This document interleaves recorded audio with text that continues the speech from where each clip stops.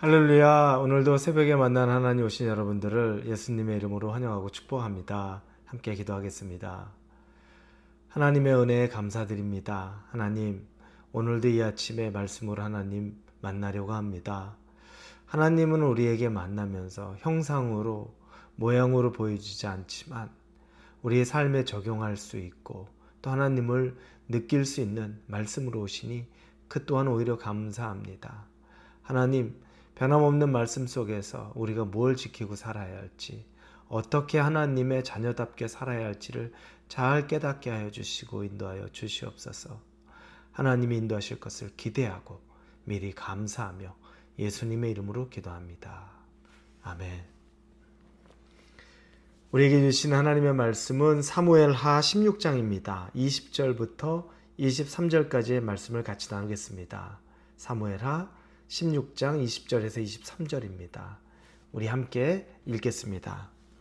압살롬이 아히도벨에게 이르되 너는 어떻게 행할 계략을 우리에게 가르치라니. 아히도벨이 압살롬에게 이르되 왕의 아버지가 남겨두어 왕궁을 지키게 한 후궁들과 더불어 동침하소서.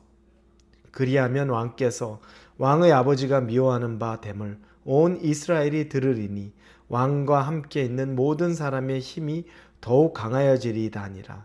이에 사람들이 압살롬을 위하여 옥상에 장막을 치니 압살롬이 온 이스라엘 무리의 눈앞에서 그 아버지의 후궁들과 더불어 동침하니라. 그때 아히도벨이 베푸는 계략은 사람이 하나님께 물어서 받은 말씀과 같은 것이라. 아히도벨의 모든 계략은 다윗에게나 압살롬에게나 그와 같이 여겨졌더라. 아멘. 다윗은 압살롬을 피해서 도망가고 있었죠. 피신하는 중입니다. 그리고 압살롬은 정말 전쟁 한번 하지 않고 아버지 다윗의 그 왕궁에 자기가 이제 차지하게 됩니다. 완전히 승리하게 된 거죠. 그래서 그 왕궁에 있을 때 압살롬은 자기 옆에 책사가 있는데 아히도벨이라는 사람이 있습니다. 아히도벨이 주는 계략들, 책략들이 상당히 대단합니다. 영향력을 끼치고 있는 겁니다. 이 압살롬이 아히도벨에게 말하죠. 자, 그럼 이제 내가 또 뭘 하면 되겠느냐라고 이야기하자 아히도벨이 계략을 주는데 그건 자기 아버지 후궁 10명이 다윗이 피난을 가면서 후궁 10명을 남겨두고 성을 지키게 했습니다. 그런데 그 후궁 10명이 남아있는 그 왕과 그 후궁과 압살롬이 동침을 하라는 겁니다. 이 의미는 전임 왕의 후궁인데 이제 후임으로 오는 압살롬이 아버지의 사랑을 받던 후궁과 동침한다는 것은 그때부터 이제 더 이상 압살롬과 다윗은 부자지간이 아니다.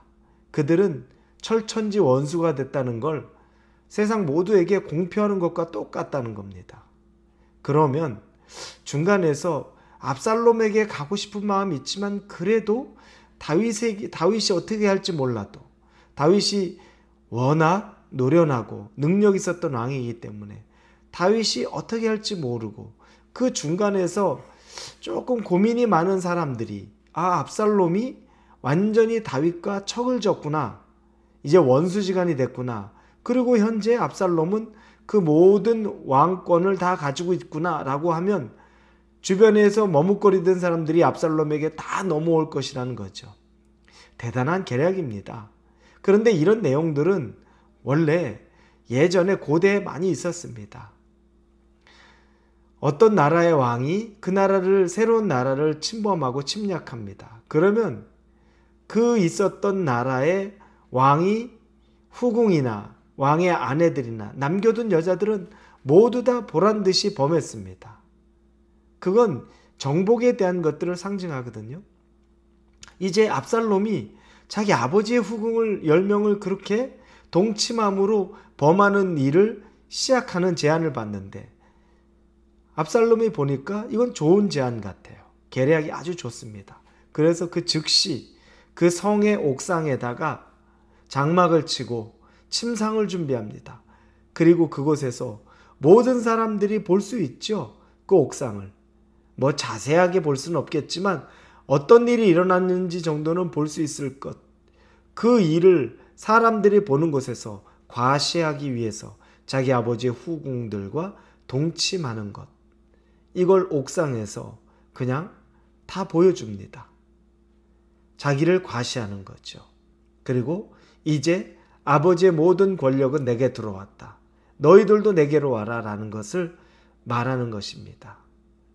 자, 이 일을 보니까 잔인한 것 같은데 이 일이 이렇게 이루어집니다. 그런데 여러분, 이 일은 하나님께서 예전에 이미 예언한 일입니다. 우리가 다윗을 볼 때 12장에 보면 하나님이 나단 선지자를 통해서 다윗에게 책망했던 내용이 있었죠. 그 전에 우리아의 아내 밧세바를 범했었습니다. 그리고 밧세바가 동침한 후에 다윗의 자녀를 임신했다는 소식을 알려주고, 그러자 다윗은 부랴부랴 놀라서 우리아를 잘 다독여서 자기 아내와 동침시키려고 했는데 충성된 군인인 우리아는 후방에 자기 집에 들어가지도 않고 집 밖에서 자기들 병사들과 같이 있을 정도로 충정의 모습을 보입니다.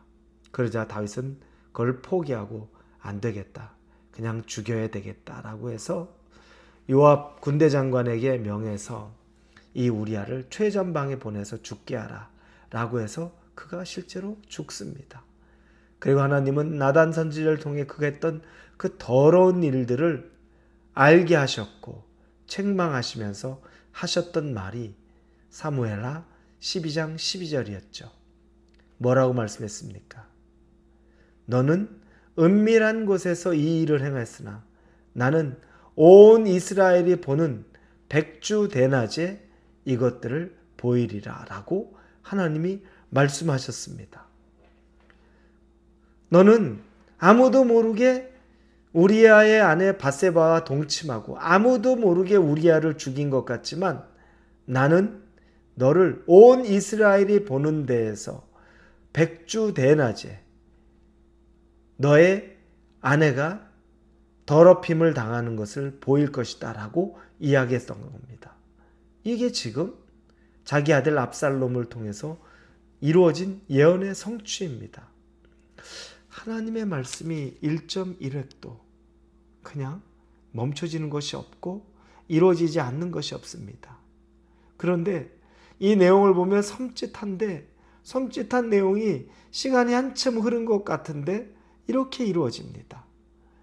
이걸 보며 우리가 죄에 대해서, 죄악된 행동에 대해서 너무 쉽게 그냥 이렇게 하면 넘어가겠지, 아니면 하나님이 회개하면 용서해 주시니까 괜찮겠지, 이 정도가 아니라 하나님 앞에 우리가 회개하면 용서해 주십니다. 그리고 우리의 죄를 기억하지 않으신다고 말씀하셨지만, 그러나 우리가 행했던 죄에 대한 행위에 대한 결과는 우리가 책임져야 될 것이 반드시 있다는 겁니다. 이걸 생각하면 죄짓기가 좀 두렵습니다. 은밀하게 내가 행했는데 하나님은 백주 대낮에 온 사람이 볼 때 일을 행해야겠구나, 이 생각을 하면 죄 짓는 것에 우리가 흠칫 놀랄 수 있습니다. 그래서 오히려 감사합니다. 그래서 이 말씀이 우리에게 너무너무 괴롭고 힘든 것처럼 느껴지기보다 죄에 대한 경각심을 더 강력하게 주는 겁니다. 죄 짓지 말아야 되겠다. 내가 지금까지 쌓은 공든탑 한순간에 무너질 수도 있겠다. 악한 일 하나님 앞에 하지 말아야 되겠다. 하나님이 그 악한 일에 대한 대가를 내게 물을 수 있겠다. 사랑하는 우리 홀리웨이브 성도 여러분, 우리가 연약해서 죄에 대해 늘 씨름할 수는 있겠지만 이 말씀을 보며 다시 한번 눈 질끈 감고 악한 것들을 끊어내고 오히려 하나님 기뻐하는 곳에 설 수 있는 그 용기를 얻고 그 계기가 될 수 있는 그런 여러분들에게 수 있기를 우리 예수님 이름으로 축원합니다. 기도하겠습니다. 하나님, 죄의 엄중함과 하나님의 말씀이 그대로 이루어지는 것에 경외감과 또한 두려움을 같이 느낍니다. 이걸 보면서 죄는 절대 가까이도 가지 말아야 되겠다는 걸 결단합니다. 우리를 도와주시고 인도하여 주옵소서. 예수님의 이름으로 기도합니다. 아멘.